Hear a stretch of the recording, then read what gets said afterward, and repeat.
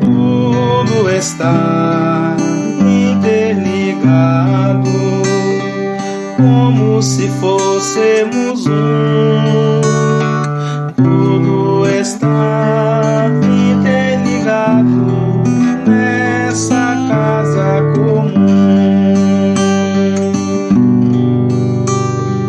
Tudo está interligado, como se fôssemos um.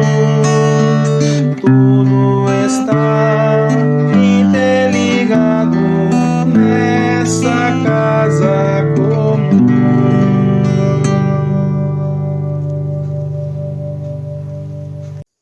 Irmãos e irmãs, paz e bem, iniciemos nossa reflexão em nome do Pai, do Filho e do Espírito Santo. Amém. Continuando nossas reflexões à luz da exortação Laudate Deum do Papa Francisco, hoje nós chegamos ao capítulo 4, que é um balanço das conferências do clima.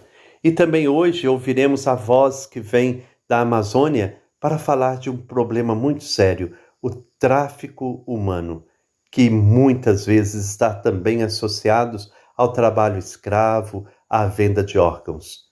Vamos então nos preparar para esta reflexão, fazendo a nossa oração.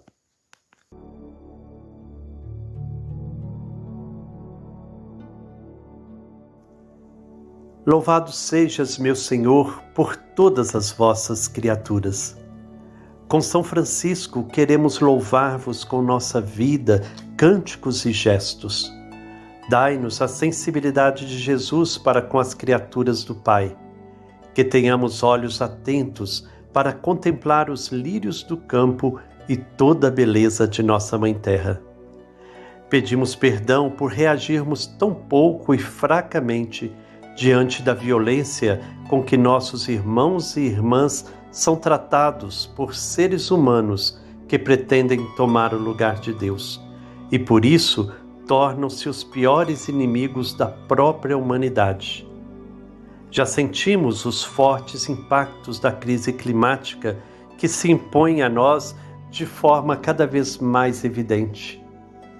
Ouvimos e damos eco aos clamores que sobem da Amazônia e de tantas outras partes do mundo. Que estejamos convictos, Senhor, de que tudo está interligado e que ninguém se salva sozinho. De mãos dadas, queremos nos comprometer com um caminho de cuidado mútuo, pois nossa missão é cuidar da vida. Amém.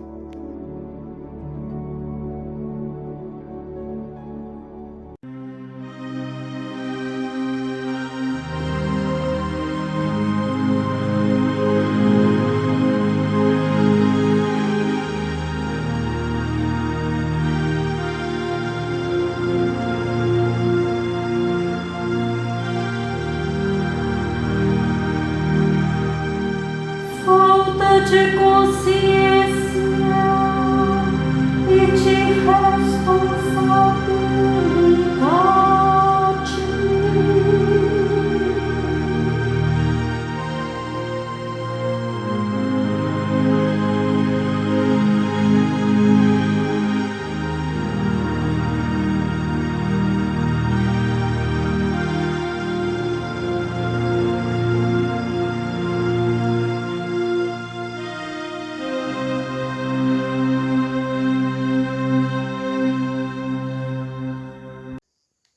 O Papa Francisco, no capítulo 4 da exortação apostólica Laudate Deum sobre a crise climática, faz um verdadeiro balanço das conferências sobre o clima, mostrando seus avanços e retrocessos. Assim diz o Papa Francisco: há décadas que os representantes dos mais de 190 países se reúnem periodicamente para enfrentar a questão climática. A Conferência do Rio de Janeiro, de 1992, a Rio 92, levou à adoção da Convenção Quadro das Nações Unidas sobre a Mudança do Clima. Um tratado que entrou em vigor quando se obtiveram as necessárias ratificações por parte dos países signatários, em 1994. Esses estados se reúnem anualmente, na Conferência das Partes, a COP, o mais alto organismo de decisão. Algumas não obtiveram sucesso, como a de Copenhague em 2009, enquanto outras permitiram dar passos importantes, como a COP3 de Kyoto em 1997.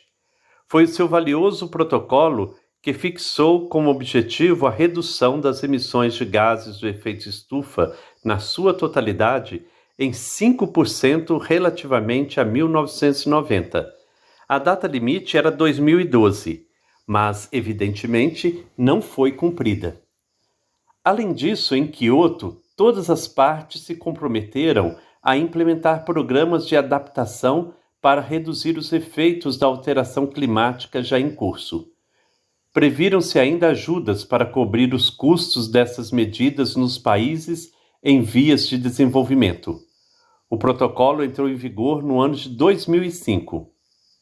Posteriormente, foi proposto um mecanismo relativo às perdas e aos danos causados pelas alterações climáticas, que reconhece os países mais ricos como os principais responsáveis e procura compensar os efeitos devastadores nos países mais vulneráveis.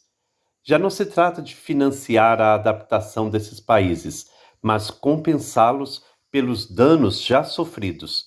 Tal questão foi objetivo de importantes debates em várias COP. A COP21 de Paris, em 2015, constituiu outro momento significativo, pois produziu um acordo que envolveu a todos. Pode ser visto como um novo início, tendo em conta o fracasso dos objetivos estabelecidos na fase anterior. O acordo entrou em vigor no dia 4 de novembro de 2016. Embora seja vinculante, nem todos os requisitos constituem verdadeiras obrigações em sentido estrito, e alguns deles deixam margem a uma ampla discricionariedade. Aliás, mesmo para as obrigações não respeitadas, não se prevêem verdadeiras sanções, nem existem instrumentos eficazes para garantir a sua observância. Além disso, o acordo prevê formas mais flexíveis para os países em vias de desenvolvimento. O Acordo de Paris apresenta um objetivo importante a longo prazo: manter o aumento das temperaturas médias globais abaixo dos 2 graus centígrados, relativamente aos níveis pré-industriais, apostando em todo caso a ficar abaixo de 1,5 graus. Trabalha-se ainda na consolidação de procedimentos concretos de monitoramento e no fornecimento de critérios gerais para comparar os objetivos dos diferentes países. Isso torna difícil uma avaliação mais objetiva, quantitativa, dos resultados efetivos. Depois de algumas conferências com escassos resultados e a frustração da COP25 de Madrid de 2019, esperava-se reverter tal inércia na COP26 de Glasgow, em 2021. Substancialmente, o seu resultado foi o relançamento do Acordo de Paris, que fora posto em discussão pelos vínculos e os efeitos da pandemia. Além disso, houve uma abundância de exortações, das quais era difícil esperar o impacto real. As propostas tendentes a garantir uma transição rápida e eficaz para formas de energia alternativa e menos poluente não conseguiram fazer progressos. A COP27 de 2022 viu-se ameaçada desde o início pela situação criada com a invasão da Ucrânia, que causou uma grave crise econômica e energética. A utilização do carvão aumentou e todos quiseram garantir o seu abastecimento. Os países em vias de desenvolvimento consideraram o acesso à energia e as oportunidades de progresso como uma prioridade urgente. Reconheceu-se claramente que, de fato, os combustíveis fósseis fornecem ainda 80% da energia mundial e a sua utilização continua a aumentar. A Conferência Egípcia foi mais um exemplo da dificuldade das negociações. Poder-se-ia dizer que pelo menos produziu um avanço na consolidação do sistema de financiamento pelas perdas e danos nos países mais afetados pelas catástrofes climáticas, o que parecia dar nova voz e maior participação aos países em vias de desenvolvimento. Mas também nessa questão foram imprecisos muitos pontos, sobretudo quanto à responsabilidade concreta dos países que devem contribuir. Hoje, podemos ainda afirmar que os acordos tiveram um baixo nível de implementação, porque não se estabeleceram adequados mecanismos de controle, revisão periódica e sanção das violações. Os princípios enunciados continuam a requerer caminhos eficazes e ágeis de realização prática. E também que as negociações internacionais não podem avançar significativamente por causa das posições dos países que privilegiam seus interesses nacionais sobre o bem comum global. Aqueles que hão de sofrer as consequências que tentamos dissimular recordarão essa falta de consciência e de responsabilidade.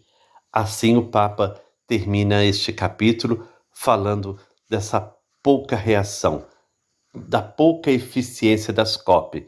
E ele chama atenção para isso, fala que aqueles que virão recordarão essa falta de consciência e de responsabilidade das nações. Então me lembro da Amazônia, seus povos, seus rios, florestas, cidades, o amor do Criador, num abraço sinodal, o poder da criação, da ecologia integral. Hoje, a voz que vem da Amazônia é de irmã Rose Bertoldo. Ela é secretária do Regional Norte 1 e da Rede Um Grito pela Vida e da Comissão de Enfrentamento ao Tráfico Humano. Seja muito bem-vinda, irmã Rose. O tráfico de pessoas é uma ferida no corpo da humanidade contemporânea, uma chaga na carne de Cristo. Desde o início do seu pontificado, o Papa Francisco tem chamado a atenção de toda a sociedade e da Igreja para essa realidade do crime do tráfico de pessoas. O tráfico de pessoas, ele se desdobra nas diversas modalidades: a exploração sexual, trabalho escravo, retirada de órgãos, adoção ilegal, casamento servil, mendicâncias e atividades ilícitas, entre outras. E nós, enquanto igreja, temos dado uma resposta realizando cada vez mais o fortalecimento do trabalho em rede. A Rede Um Grito pela Vida, desde 2006, tem trabalhado a prevenção dessas diversas formas de tráfico de pessoas. A Comissão Especial de Enfrentamento ao Tráfico de Pessoas da CNBB também tem toda uma articulação em nível nacional e um trabalho junto aos regionais da CNBB, que realiza formação a partir também de seminários de sensibilização e formação dessa temática. Em nível de continente, nós temos a Rede Clamor, que é uma rede de atenção aos migrantes, refugiados e vítimas do tráfico de pessoas. Cada vez mais a Igreja tem somado esforços para trabalhar essa realidade e esse crime, mas sobretudo a partir da prevenção. A prevenção ela é um trabalho permanente e que tem sido realizado nos mais diversos espaços, junto com crianças, adolescentes, jovens, homens e mulheres, porque a gente acredita que o trabalho de prevenção contribuirá para que as pessoas não caiam nas armadilhas do crime do tráfico de pessoas. E também temos realizado uma grande incidência política para que os estados, para que o governo federal assuma a pauta do enfrentamento ao tráfico de pessoas e construa políticas de enfrentamento a essa realidade. No Brasil, nós temos o terceiro plano de enfrentamento ao tráfico de pessoas, que já está vencido, e agora também a sociedade civil articula suas forças e incide junto ao governo para a construção do 4º plano de enfrentamento ao tráfico de pessoas.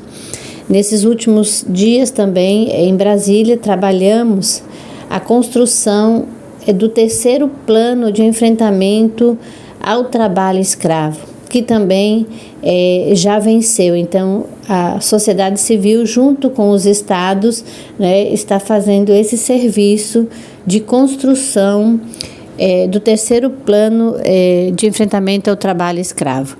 E a gente chama a toda a sociedade a pautar essa temática do tráfico de pessoas, a dar visibilidade, mas, sobretudo, contribuir com o trabalho de prevenção.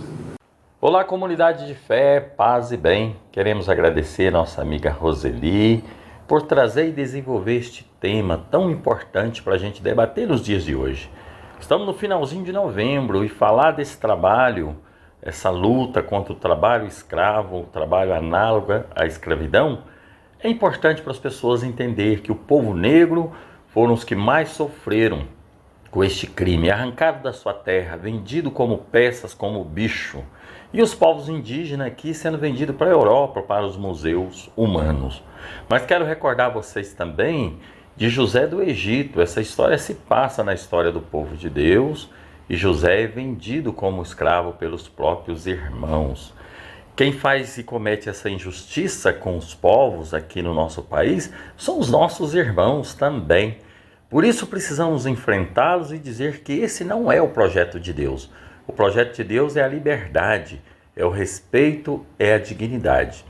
Segundo o caderno de conflitos da Pastoral da Terra, o estado do Pará e Minas Gerais são os 2 estados que mais têm vítimas de trabalhadores e trabalhadoras que vivem essa situação análoga à escravidão. Nós denunciamos por aqui, Eu, Eliane, Frei Gilberto, estamos na Zona da Mata. Essa região aparece no caderno de conflitos. E nós fizemos essas denúncias e denunciamos no Brasil todo que as terras, as propriedades, as fazendas que estão fazendo esse tráfico de seres humanos devem se colocar para ser desapropriada para a reforma agrária. O que acontece na Zona da Mata, no corte de cana e na mineração, que esses trabalhadores são assediados na sua terra a vir trabalhar nessa região ou ir para o sul do país. E quando chega nas fazendas, não tem um contrato de trabalho, não tem direito à alimentação adequada, nem direito à hospedagem. Somos contra este crime e o projeto de Deus é a liberdade. O projeto de Deus é que possamos viver como irmãos e irmãs nessa terra que Deus nos deu de presente. Paz e bem. Eis o tempo de graça, eis o dia da libertação. De cabeças erguidas, de braços reunidos, irmãos. Haveremos de ver qualquer dia chegando a vitória, o povo nas ruas fazendo a história, crianças sorrindo em toda a nação. Haveremos de ver qualquer dia chegando a vitória, o povo nas ruas fazendo a história, crianças sorrindo em toda a nação.